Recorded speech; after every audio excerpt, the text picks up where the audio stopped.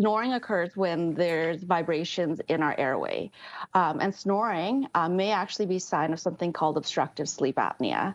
Obstructive sleep apnea is when our airways narrow when we're sleeping, or sometimes even close, and we stop breathing.